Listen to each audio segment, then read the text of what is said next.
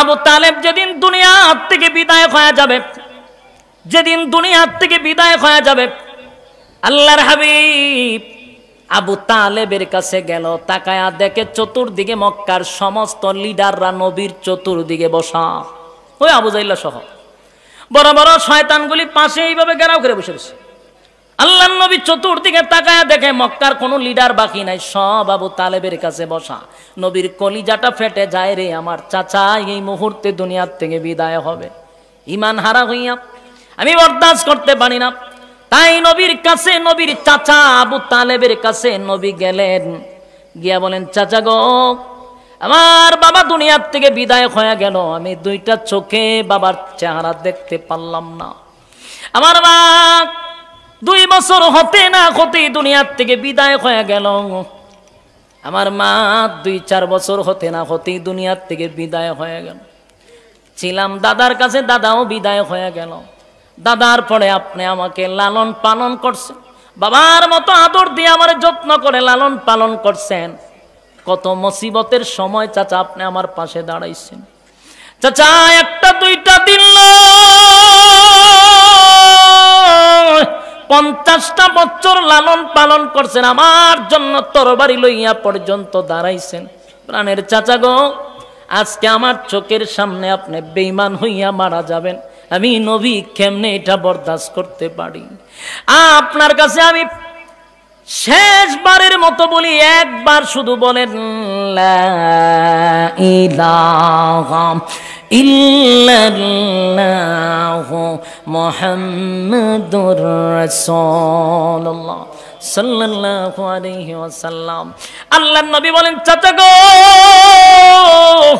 একবার শুধু বলেন লা ইলাহা ইল্লাল্লাহ মুহাম্মাদুর রাসূলুল্লাহ, একবার শুধু বলেন, ওয়াদা দিলাম, ওয়াদা দিলাম, কিয়ামতের ময়দানে আপনি চাচারে ছাড়া আমি নবী জান্নাতে যাব না। এ আশিক রাসূল, দিলের কান লাগায় কথাগুলি বোঝা দরকার, শুধু আপনাদেরকে বোঝানোর জন্য এই কথাটা বলা।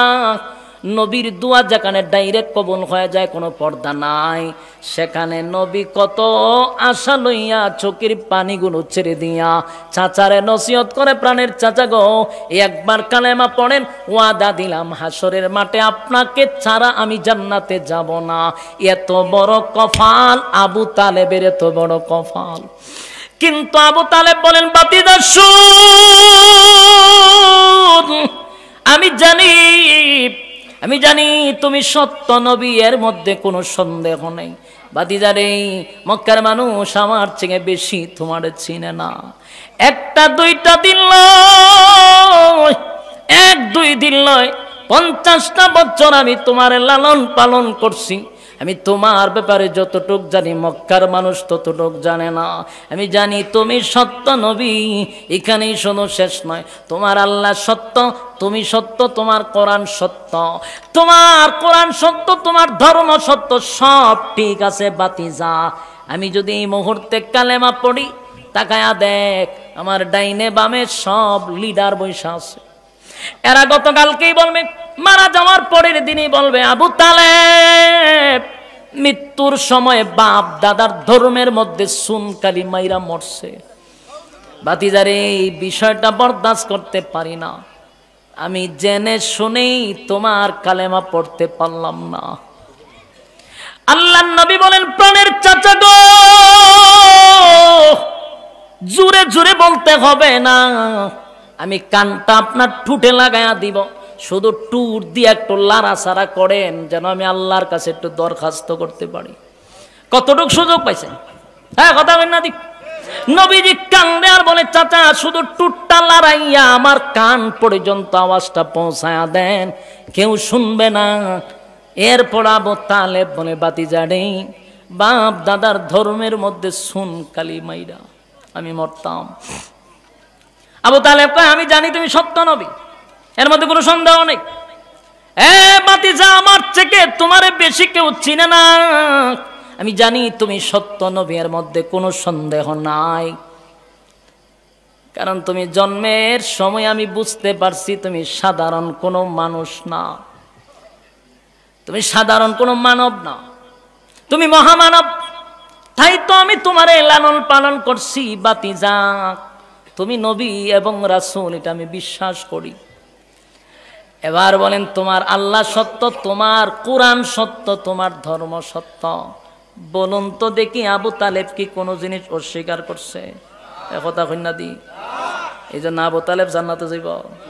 সব স্বীকার করছে, কিন্তু কালেমা পড়তে রাজি না, সব করতে রাজি, কালেমা পড়তে রাজি না। আবু তালেব বলেন আমি জানি জানি জানি তুমি সত্য নবী, জেনে শুনেই তোমার আল্লাহর জাহান্নামটা বেছে নিলাম। বলুন নাউজুবিল্লাহ।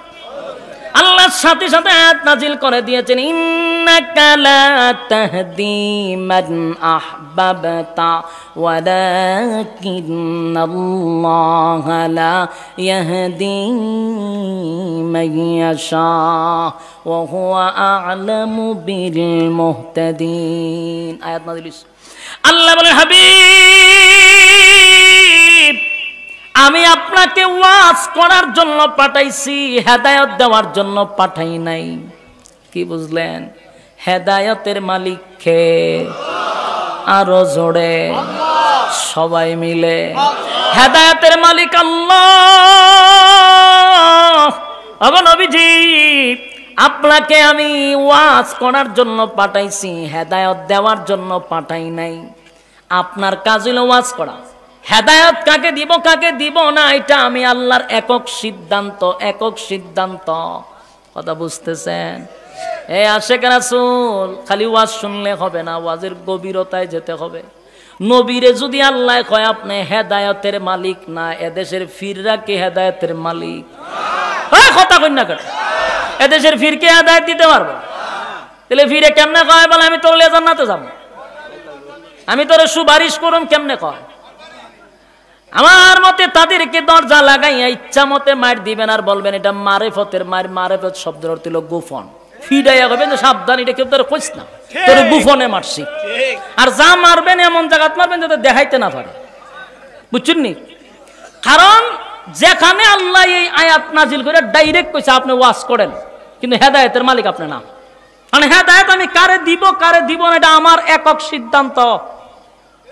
নবীরে যদি কয় আমি হেদায়েতের মালিক, আপনি না, বীররে দিছে হেদায়েত দিবার লাগিয়া, মেজাজটা কেমন গরম হয়।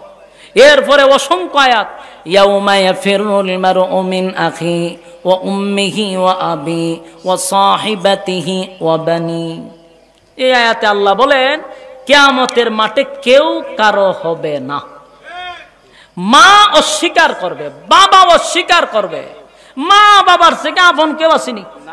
মা বাবা অস্বীকার করার ফিরে হইবা আমি তোমার জান্নাতে নিব, জুতা দা বাইরে গিয়া মনে হয় খালি সারা ফাড়াই লিবার। বাস্তব না বাস্তব? এ ডাইরেক্ট আয়াত, আমরা বাংলা অর্থ তুকায়া বাইর কইরেন। আল্লাহ হয় কিয়ামতের মাঠে কেউ কারো হবে না। মা অস্বীকার করবে সন্তানকে, বাপ অস্বীকার করবে সন্তানকে, আর ফিরে হইবা আমি তোর জান্নাতে দিব। মার থেকে মাসির আদর যেখানে এখানে গন্ডগোল আছে। কথা কই না দি? মার থেকে জানতে মাসির আদরটা বেশি, বুঝবেন এখানে কোনো ঝামেলা আছে। মার থেকে যদি খালাম্মায় বেশি আদর করে, বুঝবেন এখানে ঝামেলা আছে। কথা কই না? মার থেকে যদি ফুফুয়ে বেশি আদর করবেন, বুঝবেন পিছনে কোনো কারণ আছে। কথা কই না দি? পিছনে ঝামেলা আছে তো। মার থেকে মাসির আদর বেশি, গ্রাম্য ভাষা। মা বাপের থেকে ফির আপন বেশি, বুঝবেন এখানে পিছনে কারণ। কারণটা কি? তা গরু, ছাগল আর হলো মুরুগ। কারণ এটাই মাতুন না দি? আমার কথাগুলি অনেকের তিতা লাগবে, কারণ আমার কথার মধ্যে করল্লার জুস। এটা সব মুখ আবার মিঠা লাগে না, এটা আসলেই তিতা। কিন্তু তিতা খাইলে পরে শরীরের উপকার আছে না নাই? যেটা ভালো লাগে এটা খাইলে শরীরের উপকার আছে। বাস্তব না বাস্তব? এই যুবক ভাই, কথাগুলি আমি দরদ নিয়ে বলতেছি। আল্লাহ আয়াত নাজিল করে জানায়া দেয় আপনি হেদায়েতের মালিক না, আপনাকে ওয়াজ করার জন্য পাঠাইছি। আপনি ওয়াজ করছেন আবু তালেবকে, এখন আমার সিদ্ধান্ত হলো আমি আবু তালেবকে হেদায়েত দিব না। নবী কাঁদছে। নবী কি করছে? আল্লাহর হাবিবের চোখ দিয়া পানি পড়ছে আবু তালেবের জন্য। নবী ফাটছে না, খালি জোর করে জান্নাত নিত। আল্লাহ যদি নবীর হাতে হেদায়েতটা দিত তো কোন চান আবু তালেব কি আর জাহান্নামে থাকতো না? তাই না লইয়া গেল হইলে ঠিক নেই। কিন্তু আল্লাহ নবীর হাতে দায়িত্ব দিছে না বিদায় আবু তালেবের মতো ব্যক্তি জাহান্নামে। যেই আবু তালেবের ভালোবাসা যদি এক পাল্লা বায় রাখেন, তাম পৃথিবীর সমস্ত আশিক রাসূলকে যদি আরেক পাল্লা বায় রাখেন, আল্লাহর জাতের কসম আবু তালেবের একদিনের ভালোবাসার সমান হবে না। তোমার যে আশিক রাসূলের লারা সারা দেও, তোমার 14 গোষ্ঠী মিল্লা যে ভালোবাসা আবু তালেবের 1 সেকেন্ডের ভালোবাসার সমান হবে না। মার থেকে মাসিরা দূর বেশি না। আবু তালেব হইল রাসূলের আপন ভাতিজা, রাসূলের জন্য জীবন দিতে প্রস্তুত ছিল। কথা বুঝতেছেন? সেই আবু তালেব জাহান্নামে গেল, কারণটা কি? তা 1 নাম্বার হলো ঈমান। বলুন 1 নাম্বার কি? এই জন্য আমি শুরু করছি ঈমান দিয়ে। আপনার সব আছে, ইবাদত, ভালোবাসা সব আছে, কিন্তু নাই ঈমান। দিলে আপনি জান্নাতে যাওয়ার সম্ভাবনা আছে? আমরা দেশের যেই সমস্ত লোকগুলি বেশি লাফালাফি করে, এটির মোটামুটি আমল যাওই করে আছে, আবার ভালোবাসাও আছে, কিন্তু অধিকাংশ দেখা যায় ঈমান নাই। কেন ঈমান নাই? এমন কিছু শিরিক করে যার কারণে ঈমান তারে তালাক দিয়া জায়গা। কথা হয় না? শিরিকের কারণে তার ঈমান চলে গেছে।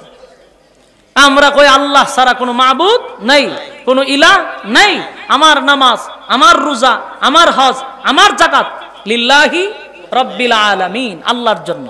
কিন্তু তুই যদি সবই খোঁজ আল্লাহর থেকে হয়, তো তোর সন্তান নাই, তুই গিয়া ওই মরা বেটার দ্বারা চাষ করে, হ্যাঁ তুই কেন চাষ করে বে গিয়া হয় বাবা সন্তান নাই, তাহলে তোর ঈমান গেল কই? ইন্না সালাতি ওয়া নুসুকি ওয়া মাহইয়ায়া ওয়া মামাতি লিল্লাহি রাব্বিল আলামিন। আমার নামাজ, আমার রোজা, আমার হজ, আমার যাকাত সব কিছু লিল্লাহি রাব্বিল আলামিনের জন্য। আমরা চাইবো কার কাছে? জোরে কইন। আমরা চাইবো আল্লাহর কাছে গো। মালিকের কাছে যদি চাই, মালিক বেজার হয় না, বেজার হয় না। মানুষের কাছে চাইলে মানুষ বেজার হয়। যত টাকাওয়ালাই হোক, একবার দুইবার গেলে লোকটা কিন্তু খুশি হয় না, বেজার হয়। আর আল্লাহ বলেন যত চাইবি তত আমার ভালোবাসা বেশি পাইবি। সুবহানাল্লাহ। আল্লাহ বলেন 24টা ঘন্টার 1টা সেকেন্ড ঘুমাই না গো। মানুষ কিন্তু ঘুমায়, পশু পাখি ঘুমায়, সৃষ্টি জগৎ ঘুমায়, আমার আল্লাহ 1 সেকেন্ডও ঘুমায় না। কেন ঘুমায় না? বান্দা কখন কোন দরখাস্ত নিয়ে হাজির হয়। সুবহানাল্লাহ। আল্লাহ বলেন লা তাখুযুহু সিনাতুন ওয়ালা নাওম। আমার ঘুম নাই, তন্দ্রা নাই, আমার ঘুমও নাই, তন্দ্রাও নাই। তাহলে আল্লাহ ঘুমায় না বন্দারে দেওয়ার জন্য। বন্দা আল্লাহর কাছে না চাইয়া মরার কাছে যায়। বাস্তব না বাস্তব? সাবধান মুরব্বী মামারা, যুবক ভাইয়েরা, আগামী প্রজন্মদেরকে সাবধান করে যায়। জীবন চলে যাবে কিন্তু ঈমান বিক্রি করবেন না। কথা কইলেন, জীবন দিবেন কিন্তু ঈমান দিবেন না। সব ব্যাপারে স্যাক্রিফাইস করা যাবে, ঈমানের ব্যাপারে কোনো স্যাক্রিফাইস নাই। জীবন দিলে জিহাদ করবেন, তাও ঈমান ছাড়বেন না। চাইলে সব সম্ভব, চাইলে একলাই সম্ভব। ওই হুজুরে লইছে আমার এলাকা, পুরা ইউনিয়ন আমার বিরুদ্ধে, আমি একা। কইছ একলা, এক ব্যক্তি যদি আপনি হারিয়ে যান গা, একটা সময় বাতিল পালাইতে বাধ্য হবে। কেন? আমি যখন লাগছিলাম তখন আমার এসপি সাহেব জিজ্ঞাসা করছিল যে হুজুর দরকার কি, আপনি বাদ দেন, এগুলার যাওয়ার দরকার, দূরে কোথাও কইরালাম। কি দরকার আছে আপনার? এতগুলা মানুষ আপনার বিরুদ্ধে, আপনি পারবেন না তো? আমি যে এত মানুষ করে পুরা থানা যদি বিরুদ্ধে যায়, আমি 100 এটা কিভাবে সম্ভব? আমি কইলাম আমরা এই শিক্ষা পাইছি হযরত, ওই রাসূলের একজন সাহাবী ছিল, তার নাম হলো খালিদ বিন ওয়ালিদ। উনি 60,000 রে একলা দৌড়াইছে। তো উনার একজনে জিজ্ঞাসা করেছিল, আপনি যে 60,000 রে দৌড়াইবেন, আপনি কিসের বলে দৌড়াইবেন? আপনি যে 60,000-এর সাথে যুদ্ধ করতেছেন একা, আপনার পাওয়ারটা কি? তা আপনার যে যাইবেন যে এটার কারণটা আমার একটু উল্লেখ করেন। আবু উবাইদা ইবনুল জাররাহ রাদিয়াল্লাহু তাআলা উনি প্রশ্ন করেছিল, আপনি কিসের ভিত্তিতে 60,000-এর সাথে আপনি লড়াই করবেন? কিভাবে সম্ভব? একটা হলো আল্লাহর কোরআনের আয়াত, আর একটা হলো রাসূলের হাদিস। ওয়ালা তাহিনু ওয়ালা তাহজানু ওয়া আনতুমুল আ'লাউনা ইন কুনতুম মুমিনিন। আল্লাহ বলেন তোমরা যদি ঈমান তোমাদের থাকা, তোমরা যদি আমি আল্লাহর রাস্তায় যুদ্ধ করো, আমি তোমরা সাথে আসি, তোমাদের কোনো ভয় নাই, তোমাদের কোনো চিন্তাও নাই, আমি আসি। আর রাসূলের হাদিস হলো যারা বেঈমান এরা মুর্দা, যারা ইমানদার এরা জিন্দা। হযরত খালিদ বিন ওয়ালিদ কয় এরা ৬০,০০০ করে ৬০ লক্ষ কইল তুই তো মুর্দা, আর আমি একলা জিন্দা। মুর্দার সাথে একটা জিন্দা যদি হয়, মনে করেন এখানে ১ লক্ষ লাশ আছে, আমি একলা জিন্দা, এই লাশে পারবো না আমার সাথে? খালিদ বিন ওয়ালিদ কয় ৬০,০০০ আমার কাছে মুর্দা, আমি একলা জিন্দা। ঠিকই তো, উনি একটা তরবারি হলে ৬০,০০০-এর ভিতরে দৌড় মারছে, ৬০,০০০ উঠে দৌড় মারছে। সুবহানাল্লাহ, ইমানের পাওয়ার। এই এলাকা আমি যখন লাগছিলাম, আমি পুরা ইউনিয়ন একলা লড়ছি, ১ লাখ, আসমানের সাহায্য না। আমার কোনো ক্রেডিট আছে? আমার যে সাইজ ফু দিলে আমি ফিরে যাওয়ার কথা, বাস্তব না বাস্তব? কিন্তু হিম্মত থাকতে হবে। এই জন্য আমি আপনাদেরকে বলি, শিরকের কাছে মাথা নত করবেন না, কোনো বেদাতির কাছে মাথা নত করবেন না। ইজ্জত আল্লাহ বাড়াইয়া দিবে। ৫০ বছর হয়েছে বাংলাদেশ স্বাধীন হয়েছে, আমার এলাকাত আমরা লাইনের মাদ্রাসা তো দূরের কথা, কোনো আলেমকে ভাড়াও দিতে পারছে না। এই জায়গাতে মাদ্রাসা কইরা নিজে এখন ঈদের নামাজও চালু করছে, জুম্মাও চালু করে দিছি। এগুলা হিম্মত লাগে। কারণ আমি মনে করি তো সব মুর্দা, কারণ এটির ইমান নাই, এটি জায়গায় বে জায়গায় গিয়ে মাথা টেকায়া দেয়। এই জন্য ইমানের জন্য জীবন দিতে হলে জীবন দিবেন, কোনো স্যাক্রিফাইস নাই, সব জায়গায় আপোষ করবেন, ইমানের ব্যাপারে কোনো আপোষ নাই। এতে যদি আপনার জীবন দেওয়ার লাগে দিয়ে দিবেন, সুযোগ দিই, হয়তো ২ দিন পরে মরলাম হইলে, ঠিক না? 2 দিন আগে মরবেন, কিন্তু বাঘের বাচ্চার মতো বাঁচতে হবে, ঠিক কিনা বলেন? আল্লাহর নবী বলেন, পৃথিবীর মানুষেরা ইমান যদি জাররা পরিমাণ লইয়াও কবরে যাইতে পারস, এই জাররা পরিমাণ ইমানের উসিলায় আল্লাহ একদিন জান্নাত দিবে রে। আর যদি বেঈমান হইয়া কবরে যা, অনন্তকাল জাহান্নামের আগুনে জ্বলবে। তাই আমরা সিদ্ধান্ত নিব, আমরা ইমান তাহার দরকার আছে। অনিমান কেমনে যায়, কোন দরজা দিয়া যায়, কোন জানালা দিয়া যায়, এটা অনেকে জানি না। আপনাদের জন্য সুবর্ণ সুযোগ হলো এত বড় মাদ্রাসা, ঠিক কিনা? এত বড় মাদ্রাসা, এত বড় আলেম যে গ্রামে জন্ম নিছে, আপনাদের টেনশন কি? তা ইমান শিখতে হবে, যেরকম ঠিক ইমান শিখতে হবে। আল্লাহ বলেন ইল্লাল্লাযীনা আমানু, ১ নাম্বার ঈমান আনো আমি আল্লাহর উপরে, ২ নাম্বার আমিলুস সালিহাত, নেক আমল করো, নেক আমল করো। এখানে যে এতক্ষণ সময় আপনি আমি বইসা রইছি, এটা কিন্তু নেক আমল। কি আমল? প্রতিটা অক্ষরে অক্ষরে 10টা করে নেকি আপনার আমল নামায় আল্লাহ এই মুহূর্তে লিখে দিছে। সুবহানাল্লাহ। তাহলে এই মুহূর্তে যারা বসে আছেন, একটা নেকি হাসরের মাঠে বড় প্রয়োজন। সুবহানাল্লাহ। একটা নেকির জন্য মানুষ জান্নাতে, একটা নেকির জন্য মানুষ জাহান্নামে। সেদিন আফসোস করবে আর বলবে, হায় আফসোস, মাহফিল হয়েছিল, আলেমরা কোরআন হাদিসের বয়ান করছিল, আমি পাশে দাঁড়াইয়া দাঁড়াইয়া তামসা দেখছিলাম, মাঠের ভিতরে প্রবেশ করি নাই। আজকে একটা নেকির জন্য চিরস্থায়ী জাহান্নামী হয়ে গেলাম। একটা নেকির জন্য মার কাছে গেলে মা দিবে না, বাবা দিবে না, আত্মীয় স্বজন কেউ দিবে না। ইয়াউমা ইয়াফিরুল মারউ মিন আখিহি ওয়া উম্মিহি ওয়া আবিহি ওয়া সাহিবাতিহি ওয়া বানি, কেউ কারো হবে না। কিয়ামতের মাঠে কেউ কারো হবে। আদম আলাইহিস সালাম থেকে লইয়া ঈসা রূহুল্লাহ পর্যন্ত প্রত্যেকটা মানুষ বলবে ইয়া রাব্বি নাফসি। কি বলবে?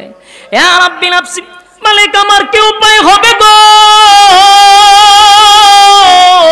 আমার কি উপায় হবে, আমার কি উপায় হবে, আমার কি উপায় হবে। কেউ কারো হবে না, কেউ কারো হবে না। শুধু আপনি আমার নবী ব্যতীত সবার মুখে বলবে ইয়া রাব্বি নাফসি, ইয়া রাব্বি নাফসি। আর পয়গম্বর বলবে ইয়া রাব্বি উম্মতি, আমার উম্মতির কি উপায় হবে। যারা নবীর উম্মত দাবি করেন, যদি নবীর তরিকা অনুযায়ী চলেন, সেদিন আমার আল্লাহ নবীরে অনুমতি দিবে সুপারিশ করার জন্য। নবী সুপারিশ করে জান্নাতে নিবে। আর না হয় ইন্না জাহান্নামা কানাত মিরসাদা। নিশ্চয় জাহান্নাম আমাদের জন্য ওত পেতে বসা। লিত্তাগিনা মাআবা, সীমা লঙ্ঘনকারীদের জন্য জাহান্নাম। লাবিসিনা ফিহা আহকাবা, যুগের পর যুগ সেখানে অবস্থান করতে হবে। লাবিসিনা ফিহা আহকাবা লা ইয়াযুকুনা ফিহা বারদান ওয়ালা শারাবা, যুগের পর যুগ যেখানে অবস্থান করবা পানিরও কোনো ব্যবস্থা হবে না, ঠান্ডা পানির কোনো ব্যবস্থা রাখা হবে না। এরপরে মানুষগুলি বলবে, মালিক হাসরের মাঠে 50,000 বছর পানির পিপাসা গো, জাহান্নামের ভিতর পানির পিপাসা। তখন চিৎকার দিবে আর বলবে, ইল্লা হামিমাও ওয়া গাসসাকা। আল্লাহ বলবেন ইন্না জাহান, আল্লাহ বলবেন লাবিসিনা ফি আহকাবা লা ইয়াযুকুনা ফিহা বারদান ওয়ালা শারাবা ইল্লা হামিমা ওয়া গাসসাকা। আল্লাহ বলবেন, এ ফেরেশতারা বান্দারে পানি দে, ইল্লা হামিমা ওয়া গাসসাকা। এই পানিটা হবে শরীরের রক্ত পুজ আর বিষাক্ত পানি। এই পানিটা এত গরম, জাহান্নামের আগুনের গরম। এই পানি পান করার সাথে সাথে জিহ্বা সহ ভিতরের নারী বড়ি গলি গলে গলে গলে গলে পায়খানার রাস্তায় সেদিন বাহির হবে, উপায় থাকবে না, একটা চিৎকার দিবে। যদি সেই চিৎকার দুনিয়ার কোনো মানুষ শুনতে পারত, আর কোনোদিন সে সংসার করত না, পাহাড়ে জঙ্গলে চলে যেত। আল্লাহর নবী বলেন, জাহান্নামীরা এমন চিৎকার দিবে, এই চিৎকার যদি কোনো মানুষ শুনতো জাগাত শ্রেষ্ঠ করে মারা যাইত। আর বলবে, মালিক ইল্লা হামিমা ওয়া গাসসাকা, বিষাক্ত পানি আর রক্ত পুজ জাহান্নামের গরম পানি পান করাবে, নারী বুড়ি সব পায়খানার রাস্তায় বাহির করবে। এরপরে চিৎকার দিয়া বলবে, আল্লাহ এমন পানি তো আপনার কাছে আশা করি নাই গো, কেমন একটা পানি পান করাইলেন। আল্লাহ বলেন, জাযাআও ওয়িফাকা। এখন বুঝ কেমন লাগে, মজা বুঝ কেমন লাগে। দুনিয়াতে ঠান্ডা পানি খাওয়াইলাম, ফ্রিজের পানি খাইছ, ঠান্ডা পানি খাইছ, গরম পানি খাইছ, সব খাইলি রে। এরপরও বুঝি তোর আমার গোলামি করার মন মানসিকতা তৈরি হয় নাই। যুবক ভাইরা আমার, সেদিন আল্লাহ বান্দাকে বলবে, জাযাআও ওয়িফাকা। বান্দা এখন বুঝ মজা কেমন লাগে। আপনারা কি এমন পানি পান করতে চান? জোরে হয় না? তাহলে 1 নাম্বার হবে ঈমান। জুড়ে কোন কি? এই যাররা পরিমাণ ঈমান লইয়া কবরে আসার কারণে একটা সময় আমার মালিক জাহান্নাম থেকে উঠাইয়া আবার জান্নাতে দিবে। কিসের কারণে? ঈমানের কারণে। এই ঈমান যদি না থাকে গো, উপায় নাই, উপায় নাই, উপায় নাই। ঈমান না থাকলে অনন্তকাল জাহান্নামের আগুনে জ্বলতে হবে। আর ঈমান যদি যারা পরিমাণও নিয়ে যাইতে পারেন, একটা সময় আল্লাহ জান্নাত দিবে, একটা সময় জান্নাত দিবে। এই জন্য একটা সময় মানুষ গুনাহ করে, গুনাহ করতে করতে করতে করতে মানুষ যখন পাহাড় পরিমাণ গুনাহ করে ফেলে, নিজেই নিজে বুঝতে পারে আমি এমন গুনাহ করছি, আমাকে সমাজের মানুষ যে মূল্যায়ন করে শুধু আমার অপকর্ম না জানার কারণে। আমার গুনাহ যদি প্রকাশ হতো তাহলে আমার নিজের বাবা আমার সন্তান বলে স্বীকার করত না। আমার গুনাহ যদি প্রকাশ হতো মা সন্তান বলে স্বীকার করত না। আমার গুনাহ যদি আমার স্ত্রী জানতো গো, তাহলে স্ত্রীর স্বামী বলে কোনোদিন স্বীকার করত না, সন্তানগুলি আব্বা বলে কোনোদিন ডাক দিত না। মানুষটা যদি নিজে নিজেই অনুতপ্ত হইয়া গভীর রজনীতে নজুলে রহমতের সময় যদি আল্লাহর দরবারে নজুলে রহমতের যদি আল্লাহর কুদরতি পায়ে সেজদায় পড়ে, চোখের পানিগুলো ছেড়ে দিয়া যদি কান্দে আর বলে, আল্লাহ তামাম জিন্দিগির গুনার উপরে আমি লজ্জিত। বান্দা যদি তার জীবনের সব গুনার উপরে লজ্জিত হয় আর যদি বলে, মালিক তামাম জিন্দিগির গুনার উপরে আমি লজ্জিত, আল্লাহ আমি যে গুনাহ করছি পৃথিবীর কোনো মানুষ না জানুক, আপনি তো ভালো করে জানেন। আল্লাহ আমার গুনাহ কিন্তু পাহাড় পরিমাণ হয়ে গেল, সাগরের পানির পরিমাণ গুনাহ হয়ে গেছে। এই বান্দা যদি এত সমস্ত গুনাহ লইয়া মালিকের দরবারে লজ্জিত হইয়া চোখের পানিগুলো ছেড়ে দিয়া কান্দে, আল্লাহ জিজ্ঞাসা করে ফেরেশতারা, রে বান্দা কেন কান্দে? মালিক আপনার বান্দা জাহান্নামের ভয়ে কান্দে। আল্লাহ জিজ্ঞাসা, আমার বান্দা জাহান্নাম দেখছে রে? না মালিক, জাহান্নাম তো দেখে নাই। তাহলে বান্দা কেন কান্দে? মাহফিলে যাওয়ার পরে জান্নাত জাহান্নামের বয়ান শুই না, আপনার বান্দার ভিতরে ভয় ঢুকে গেছে, তাই তো জাহান্নামের ভয়ে কান্দে। আল্লাহ জান্নাতের আশায় কান্দে। আমার মালিক জিজ্ঞাসা, আমার বান্দা কি জান্নাত দেখছে? না মালিক, জান্নাত তো দেখে নাই গো। আলেমদের বয়ান শুনে জান্নাতের প্রতি তার আশা জাগছে। আল্লাহ বলেন, বান্দার চোখের পানি গড়াইয়া গড়াইয়া নাক পরিমাণ আসার আগে আগেই বান্দার জিন্দেগির গুনাহ মাফ করে দিলাম। একটা জবান বন্ধ রাখবেন না, আল্লাহু আকবার। হ্যাঁ, আরো জোরে বলেন আল্লাহু আকবার। এই ইমানের আওয়াজ দিয়ে বলেন আল্লাহু আকবার। আমার মালিকের কত মায়া, মালিকের কত মায়া দেখছুনি। গুনাহ করতে করতে করতে পাহাড় পরিমাণ গুনাহ করছে। একটা সময় বান্দা বুঝতে পারছে আমার মতো অপরাধী এই জমিনে কেউ নাই। একটা সময় বান্দা বুঝতে পারলে আমার মতো গুনাহগার কেউ নাই গো, আমার মতো গুনাহগার কেউ নাই। আল্লাহ আপনার দরবারে মাপ চাই, জিন্দেগিতে আর কোনোদিন গুনাহ করব না, ভবিষ্যতে এমন গুনাহ আমার দ্বারা হবে না। আল্লাহর দরবারে যদি বান্দা চোখের পানি ছেড়ে দেয়, রব্বে কারিম ওয়াদা দেয়, বান্দারে আমার রহমতের মধ্যে জোশ উঠে যায়। বান্দার চোখের পানি বরদাস্ত করতে পারি না, বান্দার চোখের পানি নাকে আসার আগে আগেই জিন্দেগির গুনাহ মাফ করে দিলাম। কিন্তু শর্ত হলো ঈমান থাকতে হবে। এক কথা কয় না, বলুন শর্ত কি? ঈমান থাকতে হবে, ঈমান লইয়া তওবা করতে হবে। কিন্তু ঈমান নাই যদি মক্কায় গিয়া কান্দেন কোনো লাভ হইব না, মদিনায় গিয়া কানলে লাভ হইব, মক্কার ইমাম দিয়া দোয়া করাইলে লাভ হইব। এক নাম্বার হলো ঈমান। ঈমান লইয়া কিন্তু তওবা করতে হবে, ঈমান লইয়া আল্লাহর কাছে চাইতে হবে। শর্ত হলো ঈমান তোমার থাকতেই হবে। ঈমান হলো অ্যাকাউন্ট, ঠিক না? ঈমান যদি না থাকে মক্কায় গিয়া কানলেও কোনো লাভ হবে না। কারণ এমন কান্না তো আবু তালেবও কাঁদছে রে, এমন কান্দা নবী আবু তালেবের জন্য কাঁদছে, ঠিক নেই? নবীর কান্না আর আমার কান্না কি সমান?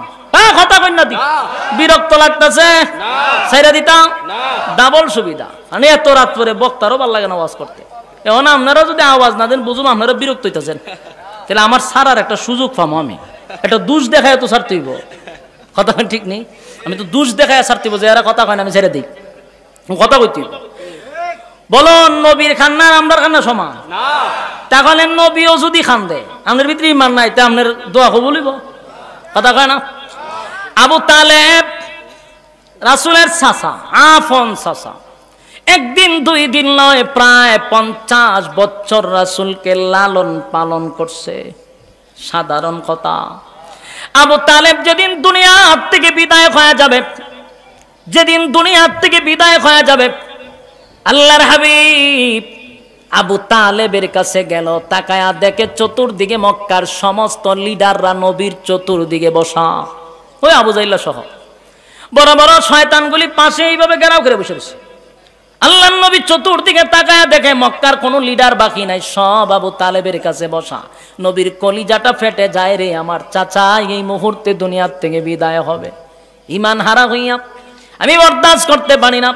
তাই নবীর কাছে, নবীর চাচা আবু তালেবের কাছে নবী গেলেন, গিয়া বলেন, চাচা গো, আমার বাবা দুনিয়ার থেকে বিদায় হয়ে গেল, আমি দুইটা চোখে বাবার চেহারা দেখতে পারলাম না।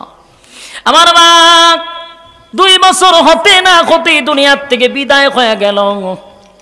আমার মা 2-4 বছর হতে না হতেই দুনিয়ার থেকে বিদায় হয়ে গেল। ছিলাম দাদার কাছে, দাদাও বিদায় হয়ে গেল। দাদার পরে আপনি আমাকে লালন পালন করছেন, বাবার মতো আদর দিয়ে আমার যত্ন করে লালন পালন করছেন। কত মুসিবতের সময় চাচা আপনি আমার পাশে দাঁড়াইছেন। চাচা একটা দুইটা দিন 50টা বছর লালন পালন করছেন, আমার জন্য তরবারি লইয়া পর্যন্ত দাঁড়াইছেন। প্রাণের চাচা গো, আজকে আমার চোখের সামনে আপনি বেঈমান হইয়া মারা যাবেন, আমি নবী কেমনে এটা বরদাস্ত করতে পারি? আপনার কাছে আমি শেষবারের মতো বলি, একবার শুধু বলেন লা ইলাহা ইল্লাল্লাহু মুহাম্মাদুর রাসূলুল্লাহ সাল্লাল্লাহু আলাইহি ওয়াসাল্লাম। আল্লাহর নবী বলেন, চাচা গো, একবার শুধু বলেন লা ইলাহা ইল্লাল্লাহ মুহাম্মাদুর রাসূলুল্লাহ, একবার শুধু বলেন, ওয়াদা দিলাম, ওয়াদা দিলাম, কিয়ামতের ময়দানে আপনি চাচারে ছাড়া আমি নবী জান্নাতে যাব না। এ আশিক রাসূল, দিলের কান লাগায় কথাগুলি বোঝা দরকার, শুধু আপনাদেরকে বোঝানোর জন্য এই কথাটা বলা। নবীর দোয়া যেখানে ডাইরেক্ট কবুল হয়ে যায়, কোনো পর্দা নাই, সেখানে নবী কত আশা লইয়া চোখের পানিগুলো ছেড়ে দিয়া চাচারে নসিহত করে, প্রাণের চাচা গো, একবার কালেমা পড়েন, ওয়াদা দিলাম হাসরের মাঠে আপনাকে ছাড়া আমি জান্নাতে যাব না। এত বড় কফাল আবু তালেবের, এত বড় কফাল। কিন্তু আবু তালেব বলেন, বাতিদা শুন,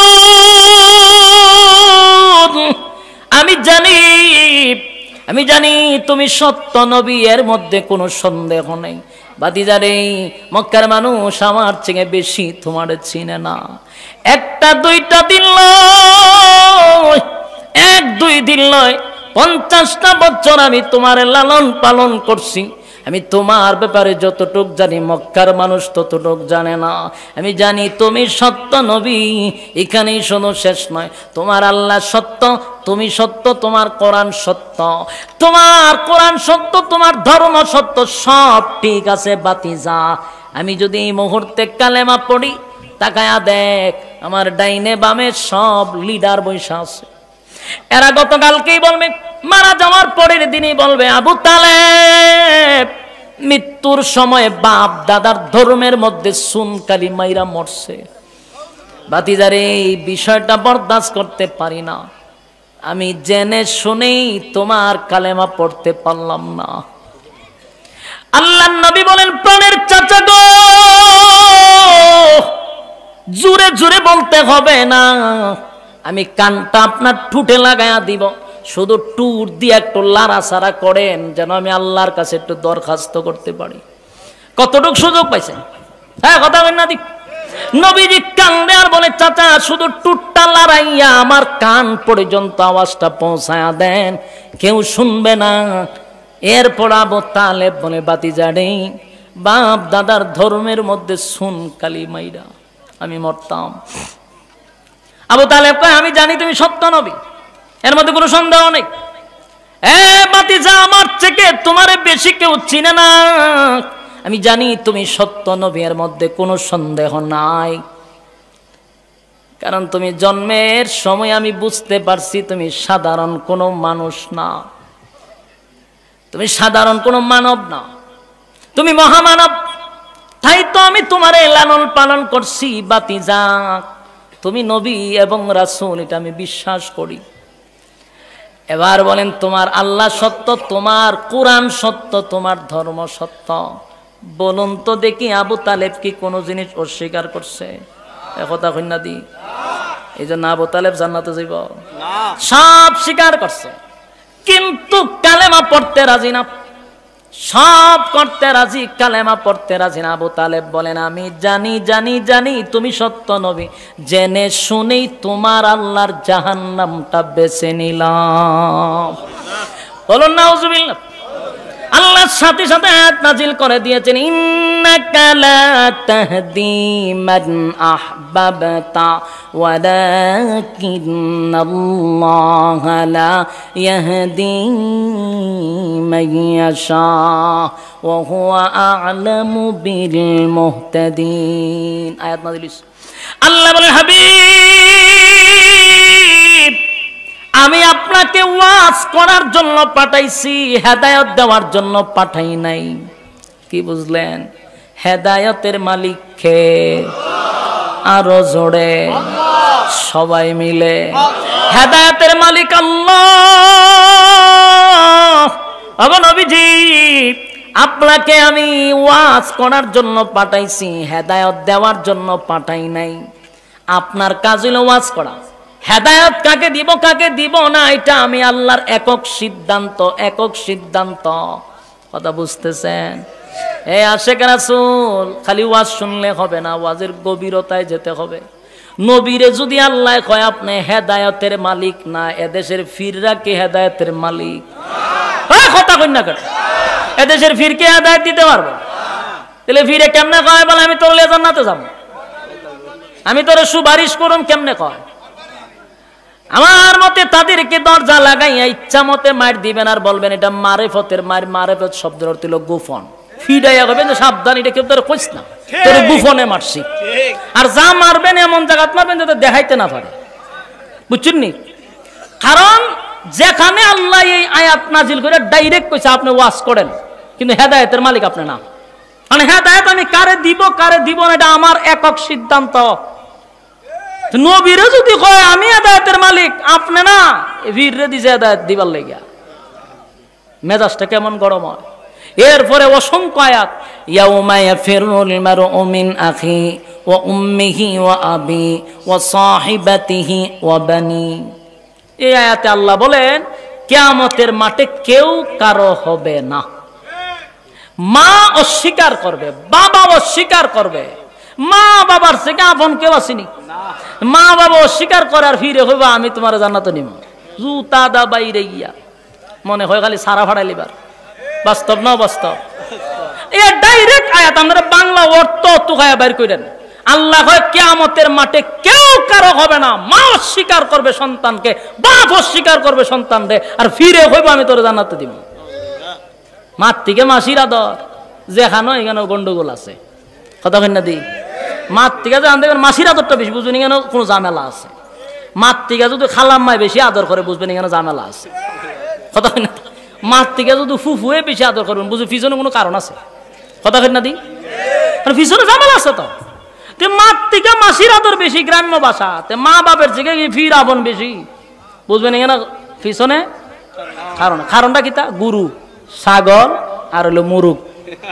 কারণ এটাই মা তুই না দি। আমার কথাগুলি অনেকের তিতা লাগবে, কারণ আমার কথার মধ্যে করল্লার জুস। এটা সব মুখ আবার মিঠা লাগে না, এটা আসলেই তিতা। কিন্তু তিতা খাইলে পরে শরীরের উপকার আছে না নাই? যেটা ভালো লাগে এটা খাইলে শরীরের উপকার আছে। বাস্তব না বাস্তব? এই যুবক ভাই, কথাগুলি আমি দরদ নিয়ে বলতেছি। আল্লাহ আয়াত নাজিল করে জানায়া দেয় আপনি হেদায়েতের মালিক না, আপনাকে ওয়াজ করার জন্য পাঠাইছি। আপনি ওয়াজ করছেন আবু তালেবকে, এখন আমার সিদ্ধান্ত হলো আমি আবু তালেবকে হেদায়েত দিব না। নবী কাঁদছে। নবী কি করছে? আল্লাহর হাবিবের চোখ দিয়া পানি পড়ছে আবু তালেবের জন্য। নবী ফাটছে না, খালি জোর করে জান্নাত নিত। আল্লাহ যদি নবীর হাতে হেদায়েতটা দিত তো কোন চান আবু তালেব কি আর জাহান্নামে থাকতো? না, তাই না লইয়া গেল হইলে ঠিক নেই। কিন্তু আল্লাহ নবীর হাতেই দায়িত্ব দিছে না বিদায় আবু তালেবের মতো ব্যক্তি জাহান্নামে। যেই আবু তালেবের ভালোবাসা যদি এক পাল্লা বায় রাখেন, তাম পৃথিবীর সমস্ত আশিক রাসূলকে যদি আরেক পাল্লা বায় রাখেন, আল্লাহর জাতের কসম আবু তালেবের একদিনের ভালোবাসার সমান হবে না। তোমার যে আশিক রাসূলের লারা সারা দেও, তোমার 14 গোষ্ঠী মিল্লা যে ভালোবাসা আবু তালেবের 1 সেকেন্ডের ভালোবাসার সমান হবে না। মার থেকে মাসির আদর বেশি না। আবু তালেব হইল রাসূলের আপন ভাতিজা, রাসূলের জন্য জীবন দিতে প্রস্তুত ছিল। কথা বুঝতেছেন? সেই আবু তালেব জাহান্নামে গেল, কারণটা কি? তা 1 নাম্বার হলো ঈমান। বলুন 1 নাম্বার কি? এই জন্য আমি শুরু করছি ঈমান দিয়া। আপনার সব আছে, ইবাদত, ভালোবাসা সব আছে, কিন্তু নাই ঈমান। দিলে আপনি জান্নাতে যাওয়ার সম্ভাবনা আছে? আমরা দেশের যেই সমস্ত লোকগুলি বেশি লাফালাফি করে, এটির মোটামুটি আমল যাওই করে আছে, আবার ভালোবাসাও আছে, কিন্তু অধিকাংশ দেখা যায় ঈমান নাই। কেন ঈমান নাই? এমন কিছু শিরিক করে যার কারণে ঈমান তারে তালাক দিয়া জায়গা। কথা হয় না? শিরিকের কারণে তার ঈমান চলে গেছে। আমরা কই আল্লাহ ছাড়া কোনো মাবুদ নাই, কোনো ইলাহ নাই। আমার নামাজ, আমার রোজা, আমার হজ, আমার যাকাত লিল্লাহি রাব্বিল আলামিন, আল্লাহর জন্য।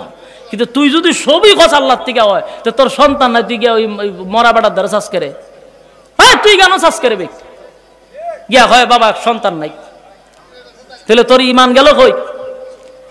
ইন্না সালাতি ওয়া নুসুকি ওয়া মাহইয়ায়া ওয়া মামাতি লিল্লাহি রাব্বিল আলামিন। আমার নামাজ, আমার রোজা, আমার হজ, আমার যাকাত সব কিছু লিল্লাহি রাব্বিল আলামিনের জন্য। আমরা চাইবো কার কাছে? জোরে কই। আমরা চাইবো আল্লাহর কাছে গো।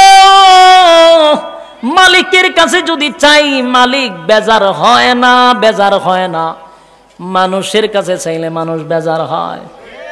যত টাকাওয়ালাই হোক, একবার দুইবার গেলে লোকটা কিন্তু খুশি হয় না, বেজার হয়।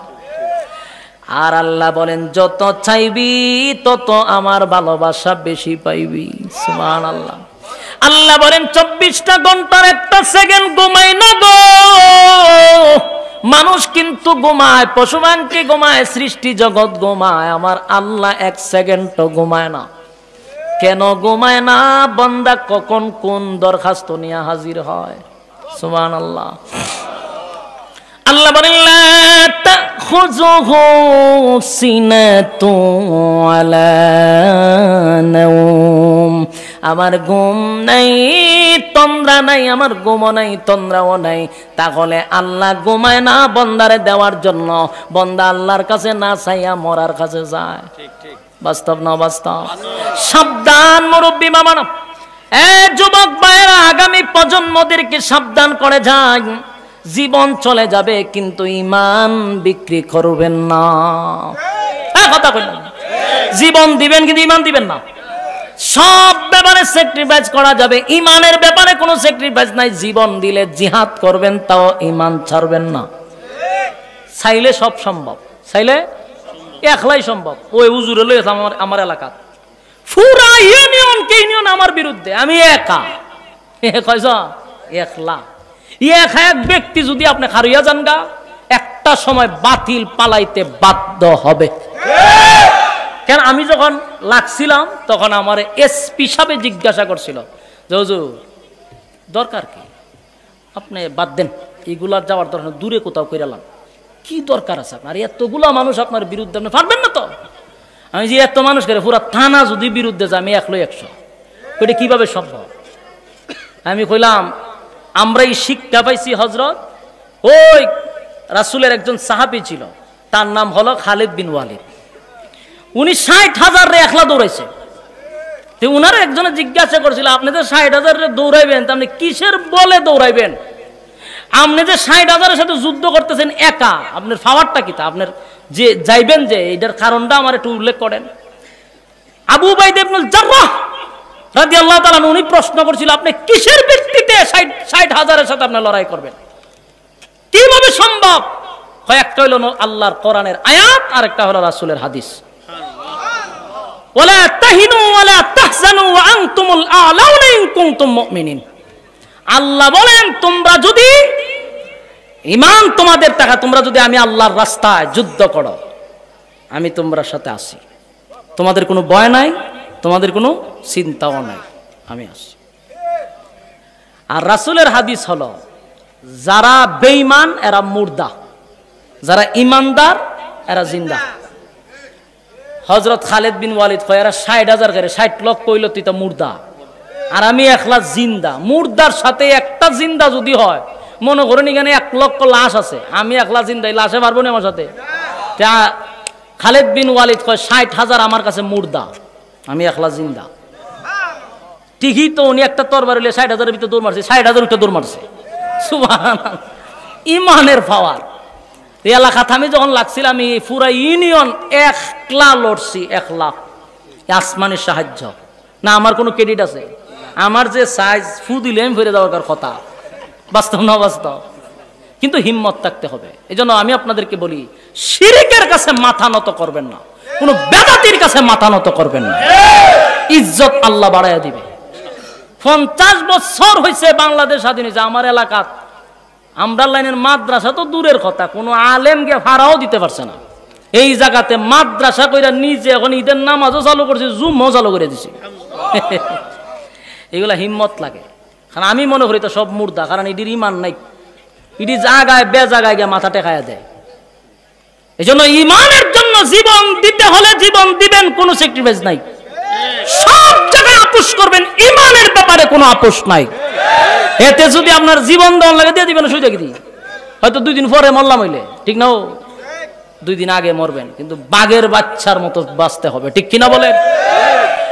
আল্লাহর নবী বলেন, পৃথিবীর মানুষেরা ইমান যদি জাররা পরিমাণ লইয়াও কবরে যাইতে পারস, এই জাররা পরিমাণ ইমানের উসিলায় আল্লাহ একদিন জান্নাত দিবে রে।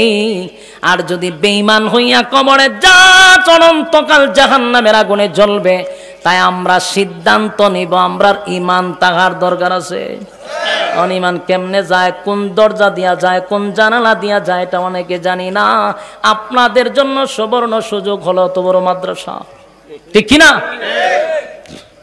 এত বড় মাদ্রাসা, এত বড় আলেম যে গ্রামে জন্ম নিছে, আপনাদের টেনশন কি? তা ইমান শিখতে হবে, যেরকম ঠিক ইমান শিখতে হবে। আল্লাহ বলেন ইল্লাল্লাযীনা আমানু, 1 নাম্বার ঈমান আনো আমি আল্লাহর উপরে, 2 নাম্বার আমিলুস সালিহাত, নেক আমল করো, নেক আমল করো। এখানে যে এতক্ষণ সময় আপনি আমি বইসা রইছি, এটা কিন্তু নেক আমল। কি আমল?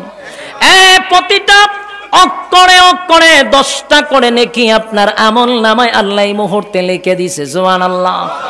তাহলে এই মুহূর্তে যারা বসে আছেন, একটা নেকি হাসরের মাঠে বড় প্রয়োজন। সুবহানাল্লাহ।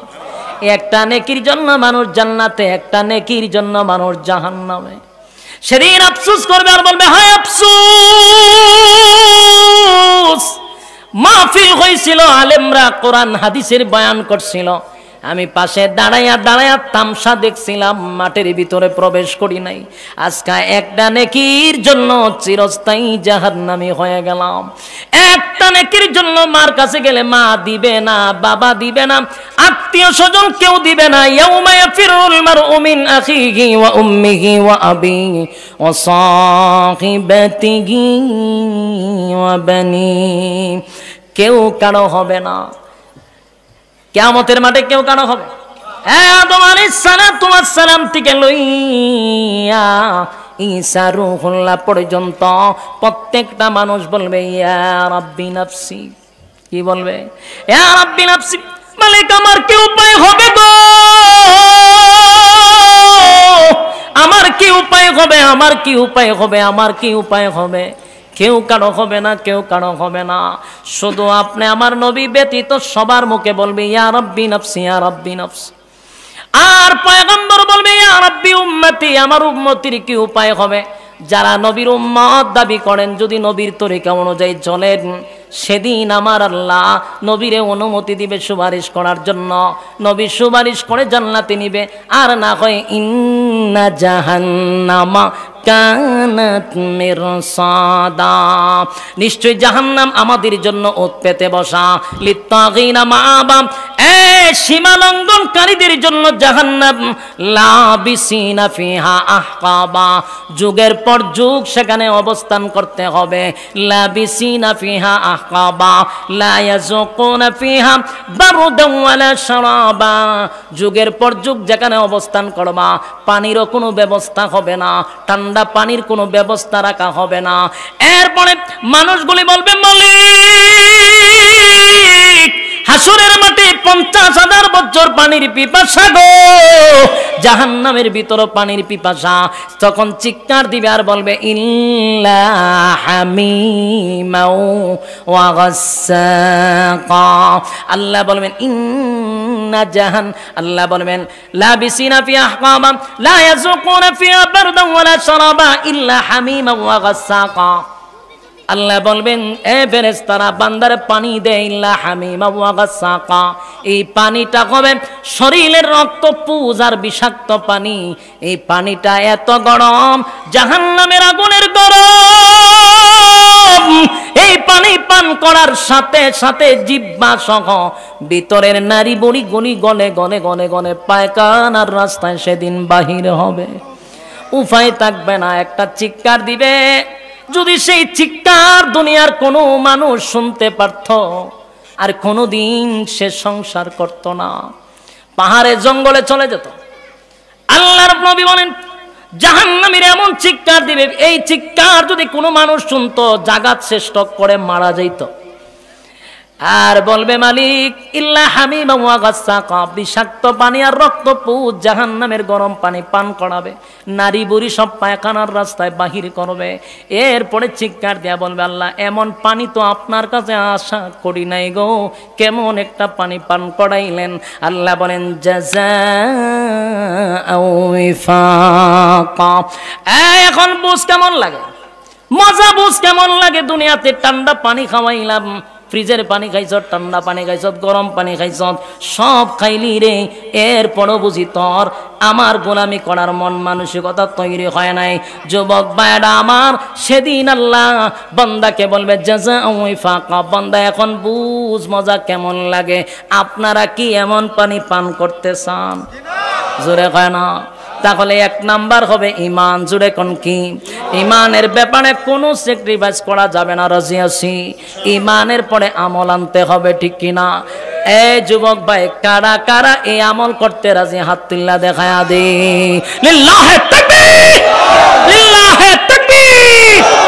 সবাই রাজি নি? হাত তুলেন, হাত তুলেন। সবাই রাজি? একটা পরীক্ষা করতাম নি, করে নিতাম। ফাঁস করবেন, হাত নামান। আগামী বছর, আগামী 1 বছর পরে মাহফিলের আগে 10,000 টাকা কে দিবেন? একটু হাত তুলেন।